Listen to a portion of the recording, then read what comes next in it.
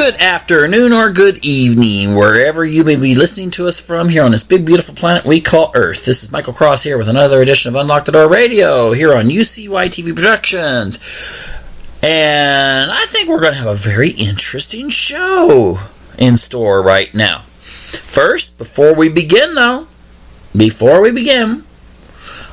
like to make a plug for, if you're listening to this later on YouTube, go ahead and subscribe to the channel, because then you'll be able to keep up with shows coming in the future, and also be able to see some of our past shows, interviews with guests and so forth, that you'll find quite intellectually stimulating. And if you're into psychology, mind control, manipulation by the media, psychopathy, there's plenty in there, okay? So just browse through my channel. Also, check out my latest science fiction book, The Destiny of Our Past. You can find that on Amazon. If you've ever wondered, what could the era of Noah have actually looked like? And not, maybe some artist rendition from the Renaissance era that you might have seen back in Sunday school. Anyway, check it out. I think you'll like it. Anyway, on with the show, as they used to say. Okay, this week, you may be listening to this later, it might not be this, but this week, Charles Manson died. I know, a lot of people were feeling really bad about that, I am sure. Actually, there are probably a few people that felt really bad about it. Most people, I noticed in social media, were pretty, just pretty upset that he hadn't been executed back in the time period where he actually committed all these crimes. And what I posed the question on one of the social media platforms and got lots and lots of responses. And I said, or I should say asked, what would Charles Manson have been like had he been born just exactly the way he was genetically, with the same talents, the same personality, and so forth? What if he'd been born into a family of bankers, a family of politicians, corporate CEO, maybe a corporate CEO as his father,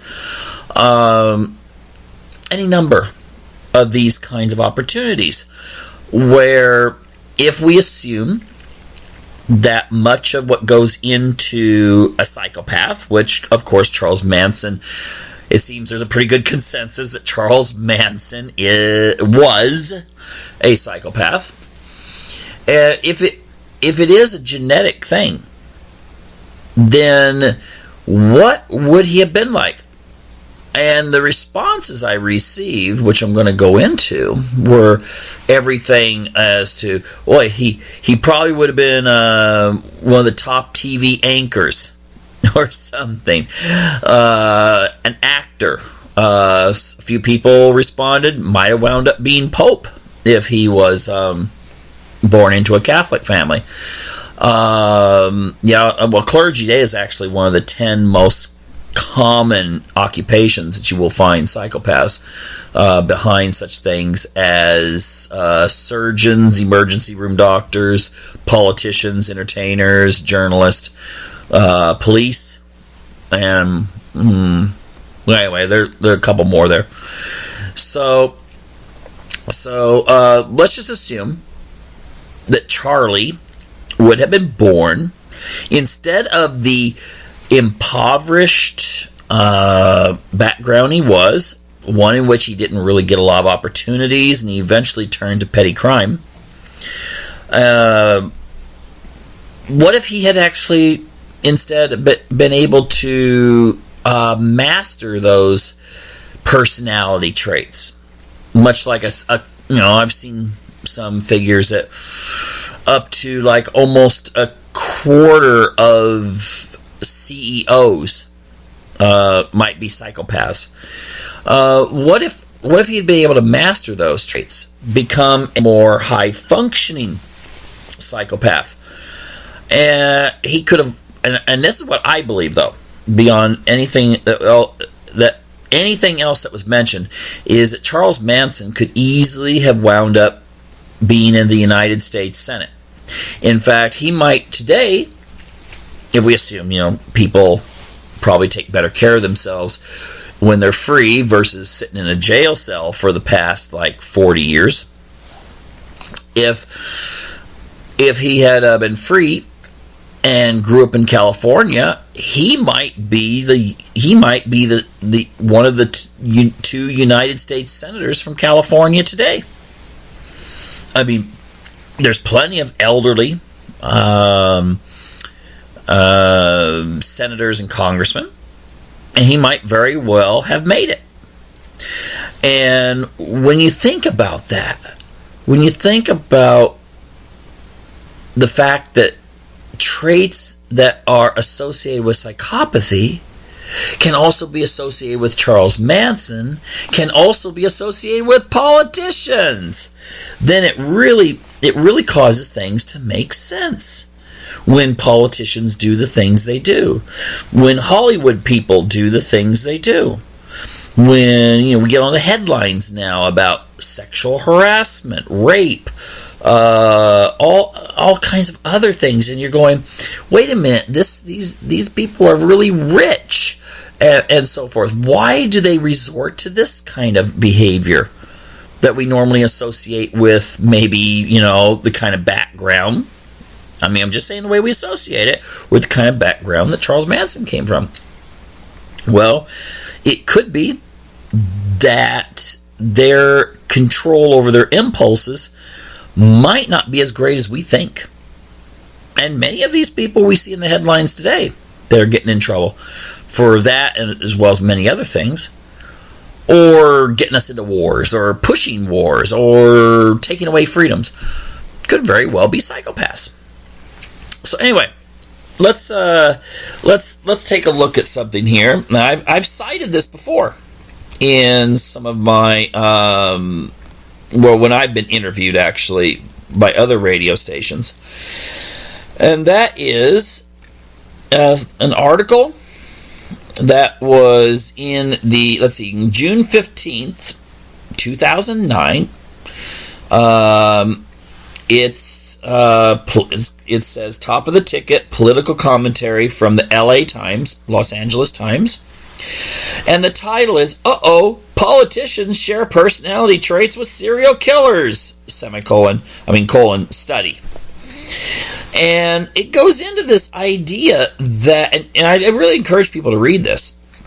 It goes into the idea that we look at these serial killers. I'm not talking about the kind you see on TV. I mean, often those are cartoon characterizations and so forth, if you've ever actually studied these kinds of people. But if you take a look at what they have in common with politicians, I like this comment here. It says, yep, violent homicide aside, our elected officials often show many of the exact same character traits as criminal nut jobs who run from police but not for office.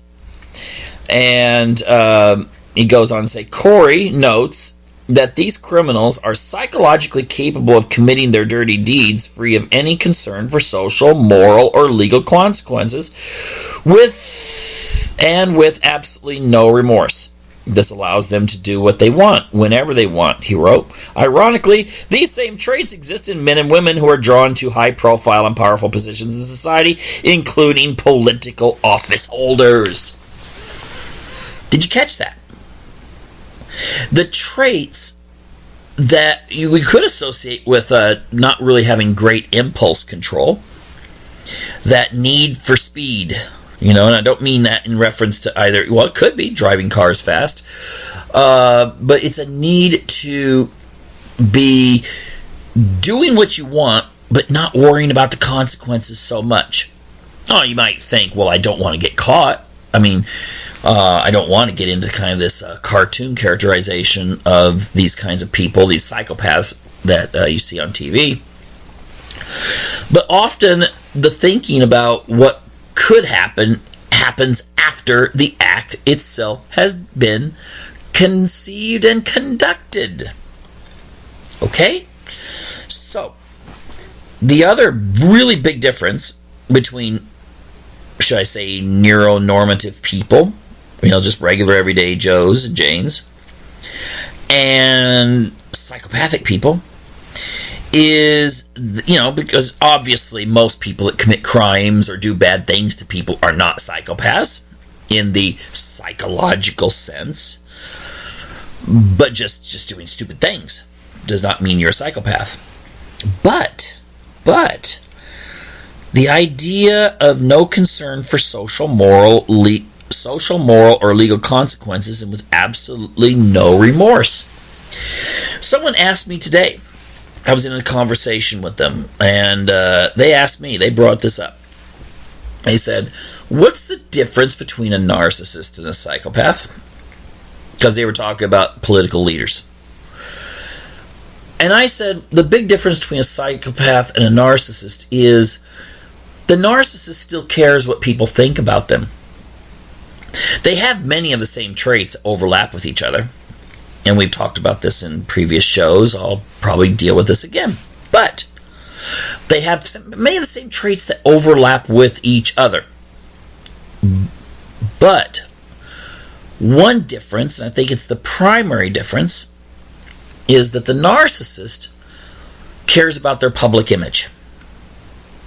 The psychopath doesn't.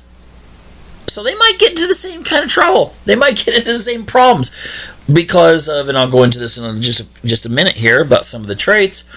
They might all possess a sense of, for instance, lack of empathy.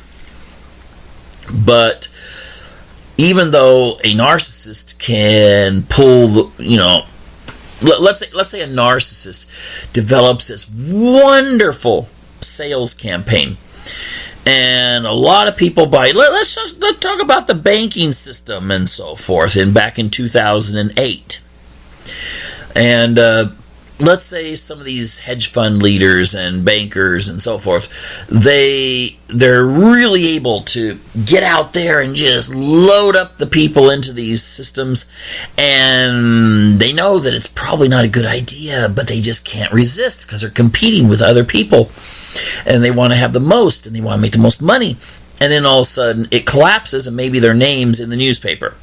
And I'm not going to name any names, but just to say, the guy's names or the woman's names in the newspaper for all the misery they caused because the system collapsed, and let's say a lot of people lost their money.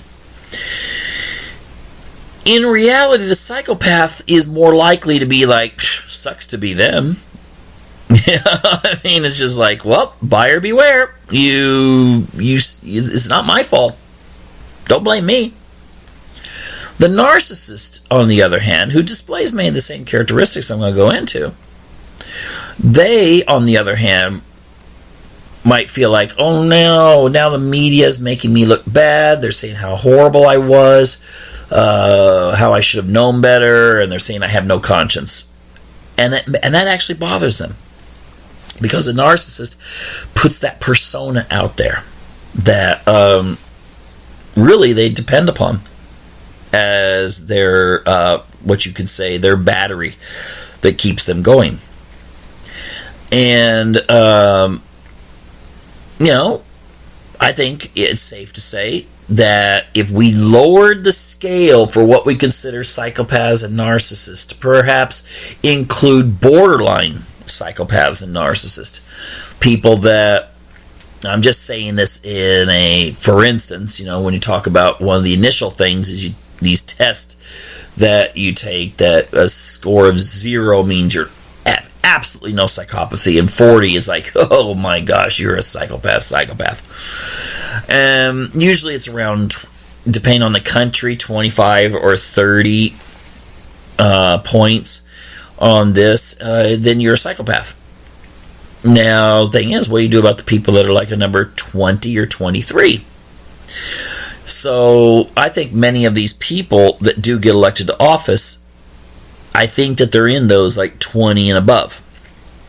I think it's quite rare, and I may be wrong about this, okay? I'm just saying, I think that it would be quite rare to have a successful politician that would score 0 to 10.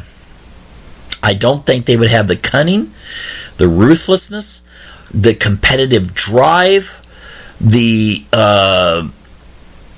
basically that sense of what life is all about is to win. I don't think they would have that. Now, Charles Manson. Let's take a look at Charles. He started out very petty, in and out of jail, crime, small crimes. Later, when he's in California, he had read some Dale Carnegie stuff. How to Win Friends and Influence People. It's an old book.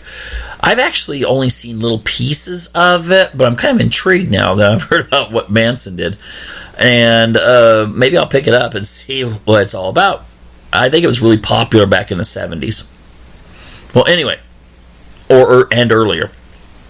There was a chapter when he was in prison for some other crime than what we think of him in prison for. There was a chapter that he was supposed to have really focused on that dealt with how to get someone to buy into the concept of ownership of an idea. Okay? Now, psychopaths are very good at this. They want you to do something.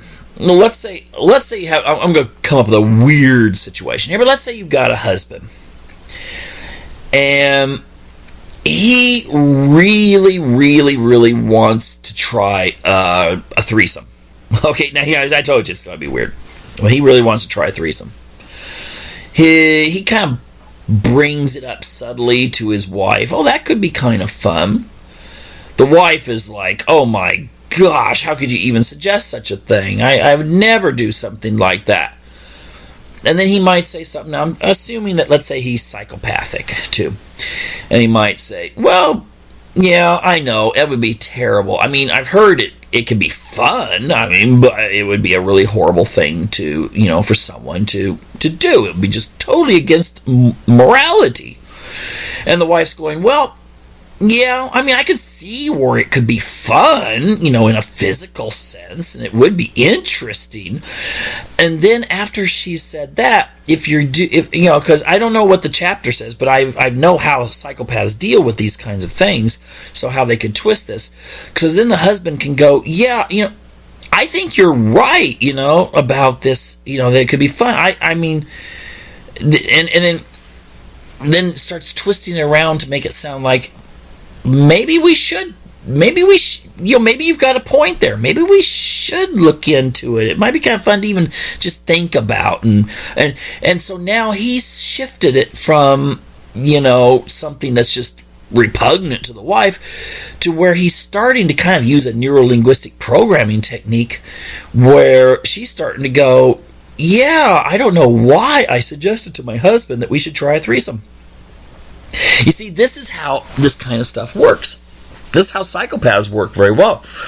A psychopath can seduce someone who might be his best friend's wife, and then in the morning be saying, oh, man, I feel kind of bad that I let you seduce me. And the woman's kind of going, but, and he's going, yeah, I mean, I'm honored that you feel this way about me and such, but I think we should try to keep it a little under wraps because I really do respect, her husband. And he could convince her.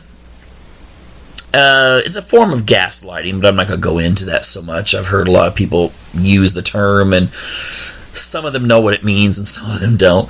But he can twist it around to where now she believes she's the one that came up with the whole idea in the first place.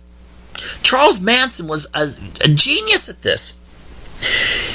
From what I understood from a documentary I saw about him, he could go into a college cafeteria, and one of the signs of psychopathy is having a grandiose image of yourself. And I think Charles Manson could probably fit into what's known as cerebral psychopaths. You know, people that are like, they're just so obsessed with their brain power, their superiority. You know, and whether he was a genius or not, I don't know. A lot of people say he was a criminal genius. I've never seen a test done to see what his IQ is. But he believed it. I'm pretty sure he believed it. So therefore, he goes in, and remember, grandiose. You know, I looked it up. He was a very short man. He was like, what was it, 5'2"? That's pretty short. All right, that's like Napoleon short. So, here's this guy. He has no college degree. He's short. He could walk into a cafeteria, from my understanding, and he sees a woman. And in his mind, he was very good at hunting a prey, so to speak. He sees her and starts talking with her. At some point in the conversation, she agrees to come and check out his quote-unquote family, you know, his followers. And then he used some really interesting mind control techniques, in which he finds out what are things that totally would turn, the things that she would find repugnant. I would never do this. And then at some point he'd convince her to do it, not just with him, but in front of the group. So now her ego is subjected to kind of a questioning and shattering, so to speak. And who does she rely on then for her support and comfort? Since her inner ego has been like jeopardized here, it's going to be the other members of the group. Now, it was quite effective. Most of his followers did not kill anyone. Some did. Charles Manson, from my understanding, or at least what the press says, never actually killed someone himself. He had other people do it. And he had these ideas, again, going into the grandiose ideas, that he had an idea that if he was doing these killings, it would create a race war that would engulf the world, that then it was something about whites would lose, and then the non-whites wouldn't be able to really govern themselves, so they would turn to his followers to establish this hierarchy, this top of the pyramid organization that would rule the world. Now, whether that was just something that he fancifully said, or really whether he really believed it, who knows? But the thing is that is one of the traits that is often associated with politicians. Often young politicians young people who say, I'm going to be president someday, or I'm going to be a U.S. senator, and they're like 10 years old. Whereas their friends are going, I want to be a baseball star, or I want to be a this or this or this, and they're going, I want to be a senator or congressman. Usually it's senator, but president, whatever. There is this sense of drive. And think about Manson's control over people's minds. Think of what he could have accomplished running for office. Because I tend to be of the belief that charisma is not something that you can develop really on your own. You've either got it or you don't. You either have the ability to project your personality out, the ability which is associated with it to get people to not only follow you but believe that they're following themselves. They convince themselves the reason they're following you is because it's in their best self-interest to follow you. That's charisma. And I seriously don't think you can really train it if a person doesn't have some sort of, charisma gene. You can get people to be more assertive, speak in front of public audiences, but they're not going to have that same ability as someone who can get in front of 10,000 people and joke around as if they were sitting there with you at a coffee table and just goofing off. All right? You're not going to have that unless you are in some way born with it. And I think Manson was. All right. Now, some of the other traits that I think could have led Manson to becoming a very successful, I'll just say U.S. senator or something. The glib and superficial charm. Well, he could charm if he could charm people to do the most hideous things. I'm not just talking about going against their own moral compass. I'm talking about violating the norms of society. Now, even though psychopaths tend not to really care about the norms so much, most of them would not just think, oh, I could go kill someone, I don't think I'm going to do it. Okay, there is usually, even in psychopaths, there is a switch that comes on that would say, don't hurt this person. Manson could get people to turn that switch off. And I doubt if his followers were any different than the general population. There was a lot of young people, especially women, in California at the time. It was a hippie movement, and it was just like I'm questioning society. And he grabbed onto this. He's certainly not the only one. I've met people, because I'm from Oregon. I've met people that are members of sex cults. All right, I talked to this one guy. Gave him a ride one time when he needed a ride. Seemed to be safe. He was quite old, maybe in his early 70s, and I mentioned, something about family, and he said, oh, I've got 11 kids. And I'm like, oh, really? And then, of course, he made the stipulation, well, I'm not Mormon, or I'm not Catholic, but I belong to this. And he started describing his group, and it was a few men and a lot of women, and he had all these kids that he had made with this woman and that one and so forth. So there's, and you read about it even today. There's like these guys that form sex cults, and they send women that, maybe the first one or two, they're like, oh, I just adore everything about you. And then he'll say, oh, we should bring more people into our little group. And they go out and they start gathering, and pretty soon, you got this nice little flock of people that are following you. I have a friend. He said he went to a hot spring one time in Oregon, and he met someone like this. There was this elderly guy, and he had like 5 or 6 young women who were his adorers. Let's just put it that way.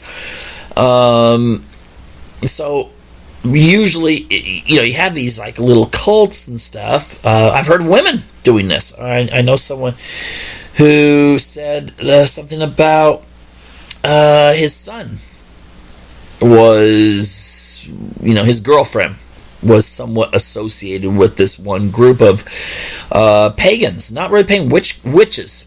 Okay, so, there's kind of a crossover, of course, between pagans and witches, but these women consider themselves witches. And it was women who were in control of these various groups. So it was kind of a, some of them were polyamorous, bisexual, but some of them were straight out lesbian. And maybe the woman that went into it did not initially think, oh, I want to be part of a lesbian cult, but within a little bit of mind control, exercise, voila, she's number 6 on the totem pole for this woman's affections. I mean, this is not uncommon, okay? These kinds of groups are not uncommon. But if you have the power over another individual to where you can get them to abandon all their goals in life, all of what they were brought up to believe, and to follow you, be it out into the desert of California or the mountains of Oregon or Tennessee. I was trying to find someone to be on a show to represent paganism one time, and I was communicating with this guy who, he was just this old guy who who had one of these kinds of groups. So some people are quite content to have a dozen or so totally dedicated followers, and some people want to have a country of followers. All right? I'm not saying all these gurus out there are psychopaths, but I would love to give them the test to see what they would score. But you need to have that superficial charm. It doesn't mean that you're great at small talk. In fact, actually, psychopaths are not very good at small talk. But that superficial charm, to make the person feel good when they're talking to you, and to leave themselves open and confess to you all these things that they believe and wish for and desire, and then you can just fill the void. Yes, I can help you get that. And pretty soon you're up in the, you're one of the followers. Of course, then again, when a politician does it, you don't just have a few followers, you got massive numbers of followers, and people are like, yay, and you go to speeches, and they're yay, and that's why sometimes I just wonder, why the freak do politicians do things that are illegal with the opposite sex? I mean, it seems like they would not have to resort to stupidity and crime like that. But then again, if they're, what we're talking about here, maybe they just can't help themselves. Okay, we've dealt with the superficial charm. Manson obviously had it. Grandiose self-worth, absolutely. Need for stimulation or proneness to boredom. Oh my gosh, poor guy, 40 years in prison. But I think he's someone that, at least you go by some of these interviews he's had, he seemed to be someone that wasn't content to just sit back and read a nice little book. Okay, so there, obviously he also was doing things so unusual, I think, that this fits. Pathological line. Do we need to go more on that one? I mean, except for the fact that politicians often don't just flat out lie. They often know how to twist the truth. Okay? Kind of the, did not have sex with that woman, Monica Lewinsky.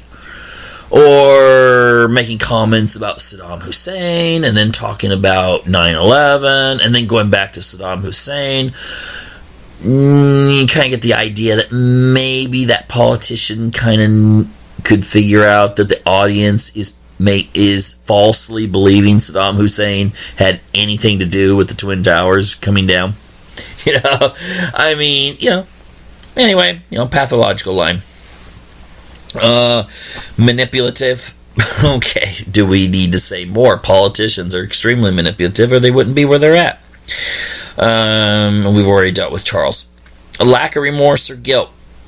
He never said it. I don't ever think Charles Manson ever said he was sorry for anything he did. Then again, how many politicians come up and confess their sorrow over getting the United States into some sort of senseless war, or something they've done that's caused a lot of people to lose their jobs and so forth. Shallow effect, hard to measure. Okay, it's the idea of kind of an interpersonal coldness, even though it seems like you're extremely gregarious and open and wonderful and the life of the party. Personally, you're kind of not someone who's cuddly, and people want to, they may want to give you the hug, but you're not necessarily wanting the hug. I don't know if you explain, if you understand what that means. Lack of empathy. Yeah, I think we can be pretty sure about that one. Parasitic lifestyle.